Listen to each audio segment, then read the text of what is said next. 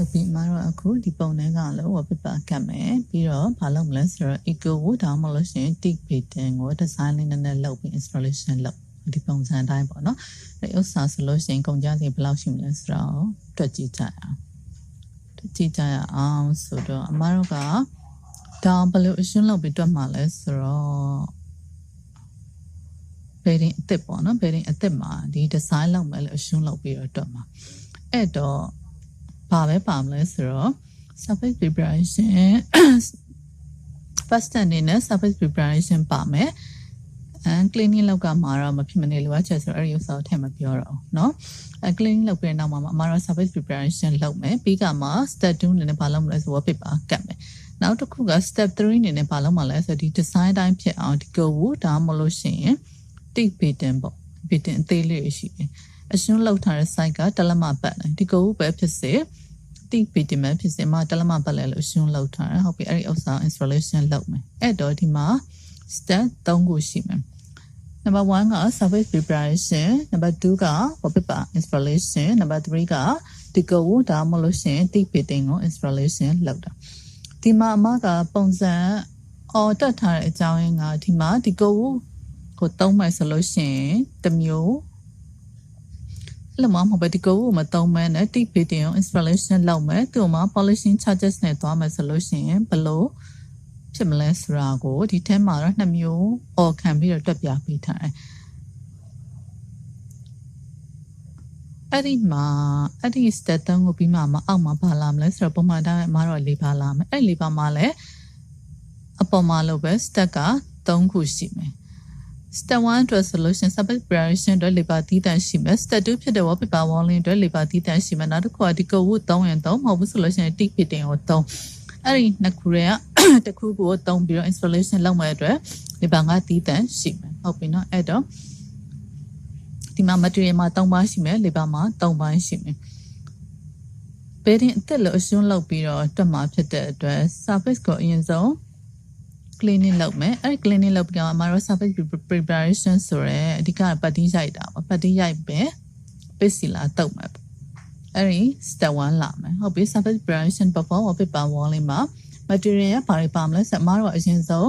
water base စီလောင်း1ကုတ်တုပ်လိုက်မယ်အဲ့ဒီပုံမှာမတို့ပတ်တီး2ကုတ်ရှိုက်မှာအဲ့ပတ်တီးကို line ဖြည့်ရပါညာလုပ်ပြီးနောက်မှာမတို့ကဘာလုပ်မှာလဲဆိုတော့ step 2အနေနဲ့ paper ကတ်မှာအဲ့ paper ကတ်ပြီးနောက်မှာအမတို့ကဒီကိုဒါမှမဟုတ်ရှင် tick pattern installation လုပ်မှာဟုတ်ပြီအဲ့ step 1မှာဆိုလို့ရှိရင်အမတို့ဘာပါမလဲဆိုပတ်တီး2ကုတ်ပါမယ်စီလာ1ကုတ်အတွက် material quantity ပါမယ်နောက်တစ်ခုကအဲ့ဒီစီလာတုပ်ဖို့အတွက်ဘာလို့တလဲဆိုတော့ painting roller လိုရယ်เนาะအဲ့ဒီဥစ္စာလုံးမယ်နောက်တစ်ခုကပတ်တီးရဖို့ပတ်တီး trowel ပြီးတော့ line ဖြည့်ဖို့ dashing line ဖို့ sandpaper လုံးမယ်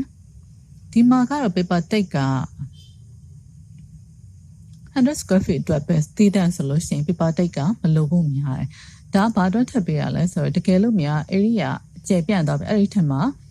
door တွေ window တွေပါမယ်ဆိုလို့ရှိရင်အဲ့ဒီဥစ္စာရဲ့ကြီးပေါင်တွေကိုဒီပတ်တီးရိုက်တာမပေချအောင်ပေါ့နော်အနားတက်လောက်ထားဖို့တဲ့ paper tape ကိုသုံးတာအဲ့တော့ဒီ paper tape ဒီ100 square feet အတွက်ဆိုလို့ရှိရင်ပါခြင်းပါမယ်မပါခြင်းမပါအဲ့တော့ဒီကောင်ထည့်ခြင်းလဲထည့်မထည့်ခြင်းလဲဖြုတ်လို့ရတယ်water base စီလာ1ကုတ်မှာအမက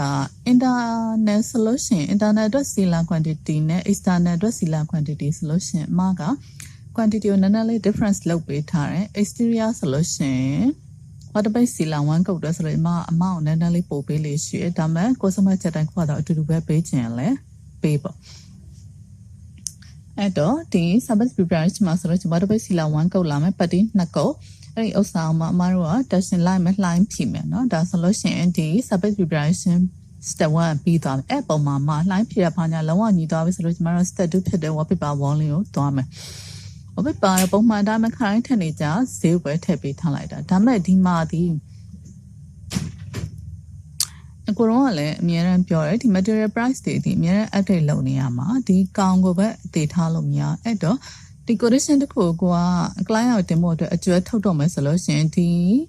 ဟိုမှာပတ်တီးရဲ့ဈေးနှုန်း bisila ဈေးနှုန်းဒီဟာတွေကိုထပ်ထားရရင်ကြရလားဆိုတော့အများအား material price ကို update လုပ်နေရမှာเนาะအမဒါထပ်ပေးထားရဲဆိုပြီးဒီတိုင်းပဲကောက်သုံးလိုက်လို့မရဘူးကိုယ့်ဘာသာကိုလည်းကိုယ့်ရဲ့ရုံးမှာ price list တစ်ခုတည်တံ့ရှိနေရမယ်အဲ့မှာ supplier က ဒီဥမာဒီပတ်တီတော့ဆိုလို့ရှိရင် supply အနည်းဆုံး3မျိုးရဲ့ဈေးနှုန်းတွေရှိနေရမယ်ပြီးတော့ဆက်သွယ်ရမယ် contact တွေပဲခွတ်တော့ရှိထားမယ်မတို့စီမှာတော့အဲ့ဒီဥစ္စာကိုတည်တံ့ကိုင်းနေကလေးတွေရှိတယ်ဟုတ်ပြီနော်အဲ့တော့အဓိကပြောချင်တာဒီ material price တွေဒီအများနဲ့ update လုပ်နေရမယ်ဒီဟာအသေးယူစမထားတယ်ဟုတ်ပြီ wallpaper ပုံမှန်တိုင်းအမားတို့ကကော်တုတ်ပြီးတော့ကတ်မယ်ဒီ brush တွေ close တွေကတော့ညှိတာပါညာနဲ့ကောကိုတန်းရှင်းလုပ်ဖို့တက်လိုအပ်ရင်ဟဲ့သုံးဖို့ ls နေနဲ့ထည့်ပေးထားတာဟုတ်ပြီအခု step 2ဖြစ်တဲ့ wallpaper walling ပြီးသွားတဲ့နောက်မှာအမတို့ဘာလုပ်မလဲဆိုတော့ဒီ go ကိုအဲ့ဒီ go ကိုသုံးမယ်ဆိုလို့ရှိရင် pc connect ps connect ဒါမှမဟုတ်ရှင် video သုံးလို့လည်းရတယ်သူ့ရဲ့ site ကအမဒီပုံကိုကြည့်ပြီးအရှင်းလုပ်ထားတာတလက်မပတ်တယ်ဟုတ်ပြီနော်အဲ့တော့တလက်မပတ်လဲဒီ go ps connect ရဲ့ဈေးနှုန်းဒီ generally အပြင် design မှာမူတည်ပြီးတော့ဘလောက်ကနေဘလောက်ရှိတယ်2100ကနေ3100လေးရှိတယ်သူ့ရဲ့အလျားက6ပဲဟုတ်ပြီနော်သူ့ရဲ့အလျားတည်ရဈေးတည်ရတဲ့ဒီမှာသူ့ရဲ့ဒီပုံမှာအော်တိုကတ်ရတယ်ဆိုလို့ရှိရင်ဒီကောင်ကိုအော်တိုကတ်နဲ့ထောက်တန်းနိုင်လို့ရှိရင်ဒီကိုကိုဘယ်နှပေ installation လုပ်ရမလဲဆိုတာထွက်လာမယ်အဲ့တော့အဲ့ဒီထွက်လာတဲ့ပမာဏကိုဒီမှာထည့်လိုက်ရမှာဟုတ်ပြီအဲ့ဒီထွက်လာတဲ့ပမာဏကပေနဲ့ထွက်လာပြီပေါ့ပေနဲ့ထွက်လာတာမှအမားတို့ကဒီကိုက6ပေဆိုတော့တပေဘယ်လောက်လဲပေါ့နော်ကွာတော့တွက်ထုတ်လိုက်အမဒီမှာ3000နဲ့တွက်ထားတဲ့အတွက်တကယ်ကအဲ့ဒီ3100ထဲရော့ရင်လဲရော့မယ်ပေါ့တကယ်ကိုရွေးတဲ့ design မှာမူတည်ပြီးတော့ဟုတ်ပြီနော်အဲ့တော့အဲ့ဒီကနေပြီးတပေစီးရမယ်မြောက်လိုက်လို့ရှိရင်ဒီကိုဝေးရဲ့ကုန်ကြစီကထွက်လာမယ်သူ့ကိုလည်းဘာနဲ့ installation လုပ်တာလဲဆိုတော့ glue ပဲတုံးတာအဲ့ဒီစစ်တာမလို့ရှင် glue ပဲတုံးလို့ရတယ်သူ့မှာတုံးတဲ့ဟာက300 ml ကျုပ်တစ်ခုเนาะအဲ့တော့ဒီကောင်ကိုတွတ်ထုတ်ထားတာဒီဘယ်ပေါ်မှာမူတည်ရလဲဆိုတော့ဒီပေပေါ်မှာမူတည်တာเนาะအမဒီမှာတွတ်ထုတ်ထား73.95ပေဆိုတဲ့ပေါ်မှာမူတည်ပြီးတော့ဒါကဒီပေဟုတ်ပြီเนาะဒီသုံးမဲ့ဒီကိုဝူရဲ့ site ကိုတလမလုံးမှန်းထားတဲ့အတွက်ဒီပေကို1 by 12နဲ့ညှောက်လိုက်ဒါဆိုလို့ရှိရင်ကော်တုတ်ပေးရမယ် square feet ထွက်လာပြီဟုတ်ပြီအဲ့ဒီ square feet ကိုမှအမတို့ကဘလောက်သုံးပေးရမလဲဆိုတော့ဒီကောင်ကိုပြန်ဖွဲ့အောင်အဲ့တော့ square feet ဆိုလို့ရှိရင်အမတို့က5 kg သုံးပေးဟုတ်ပြီဒါဆိုလို့ရှိရင်ဒီ7 square feet အတွက်ဆိုလို့ရှိရင်ဘလောက်ကုန်မလဲဆိုတော့ဒီ kg ကိုတွက်ထုတ်လိုက်တယ်ဒါဆိုလို့ရှိရင် 0.35 ထွက်လာတယ်အဲ့ဒါကိုမှ0.31 kg ကဘာနဲ့ညီတယ်လဲဆိုတော့310 ml နဲ့ညီတယ်ဟုတ်ပြီဒါဆိုလို့ရှိရင်အမတို့ရထားတယ်0.35 kg မှာဆိုလို့ရှိရင် milliliter ဘယ်လောက်ရှိမလဲဆိုတော့ဒီကောင်တွက်ထုတ်တယ်အဲ့ဒီကနေမှဒီကျုပ်တောင်ရဲ့ပါတဲ့ပမာဏဒီ300အဲ့တော့ကျုပ်တောင်ဘယ်လောက်သုံးရမလဲဆိုတော့ပြန်တွက်ထုတ်လိုက်တယ်ဟုတ်ပြီနော်ဒါရီဒီကောင်လုံး3ချက်တွင်နဲ့သုံးထားတာဖြစ်တဲ့အတွက်ခက်ဘူးဒီတဲကြည့်ကြလို့ရှိရင်ဒီဘက်မှာထောက်ပြီးတော့ကြည့်လိုက်လို့ရတယ်ဟုတ်ပြီအဲ့တော့ဒီကုန်းကို installation လုပ်ရမယ်ကျူတောင်းရဲ့ပမာဏဒီ 1.34 သူ့ရဲ့ဈေးနှုန်းကတော့ဒါပေါ့ပြီးအဲ့နှစ်ခုမြောက်လိုက်လို့ရှိရင်ပမာလို့ပဲဒီကုန်ကြမယ် material ရဲ့ကုန်ကြစီထွက်လာဟုတ်ပြီဒါကဒီကုန်းကိုသုံးရင်ဒီ step မှာပြီးသွားပြီ material ပေါ့တကယ်လို့များဒီကုန်းကိုမသုံးမဲနဲ့ tick beating ကိုသုံးမယ်ဆိုလို့ရှိရင်တလက်မပတ်လဲ tick beat ဟုတ်ပြီနော်သူ့ရဲ့ပေကတော့အပေါ်မှာအတိုင်းပဲအတူတူပဲယူထားလိုက်တယ်ဟုတ်ပြီသူ့ရဲ့ဈေးနှုန်းဒီတပေကို1400ဒါပေမဲ့ဒီတပေ1400ဒီ customize မဟုတ်ဘူးဒါဈေးကွက်ထဲမှာအလွန်ရနိုင်တဲ့ဈေးနှုန်းပေါ့နော် market rate အဲ့တော့မှ customize လုပ်ချင်တယ်ဆိုလို့ရှိရင်တော့အဲ့ဒီဈေးကဒီကောင်ဒီသူ့ထက်ပိုများလာဖို့ပဲရှိဘာဖြစ်လို့လဲဆိုတော့ design မှာမတူဘူး production charges ပေါင်းပေးရမယ်အဲ့ဒီဥစ္စာတွေကိုတော့ဒီ date ထွက်တာကို advanced level မှာတချို့ဟာကိုရှင်းပြထားတယ်ဒီမှာတော့အသေးရှင်းမပြတော့ဒီဟာကိုတော့အခုပတ်တာကိုလိုချင်တဲ့ design ကိုပြတော့အနည်းဆက်ဆုံးဒီကွက်ထမှာမေးလိုက်မယ်ဆိုလို့ရှိရင်တပေကို1400ရှိဟုတ်ပြီအဲ့1400နဲ့မတို့ရထားတယ်ပေနဲ့ညှောက်လိုက်လို့ရှိရင်ဒီ tick beating ကုန်ကြစီထွက်လာဟုတ်ပြီသူ့ကိုလည်း ATM ဒါမှမဟုတ်ပန်နာ glue သုံးပြီး installation လုပ်မယ်ဒီပမာဏတွေဒီ interlevel မှာငကိုရဲ့ဒီဟာတွေ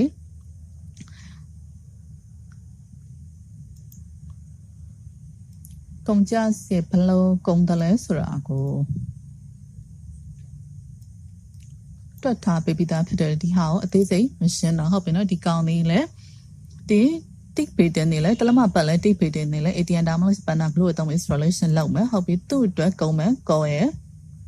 ပမာဏက 0.35 kg ဒါဆိုလို့ရှိရင်သူ့ရဲ့ဒီ material price နဲ့မြောက်လာလို့ရှိရင်ဒီ panda or ATM glue ရဲ့ကုန်ကြတွေထွက်လာတယ်အဲ့ဒါကမှဘာဆက်လုပ်ရမလဲဆိုတော့ဒီမှာက polishing procedure လိုတဲ့အတွက်ဒီ wood putty ဒီ sila fila ဒီလက်ကဒီဟာတွေနဲ့ပတ်သက်ပြီးတော့အဲ့ဒါကို interlevel ရဲ့ polishing မှာအသေးစိတ်ပြောပြတာဖြစ်တဲ့အတွက်ဒီဟာကိုဒီမှာအသေးစိတ်ထည့်မပြောတော့ဒီ wood putty ဒီ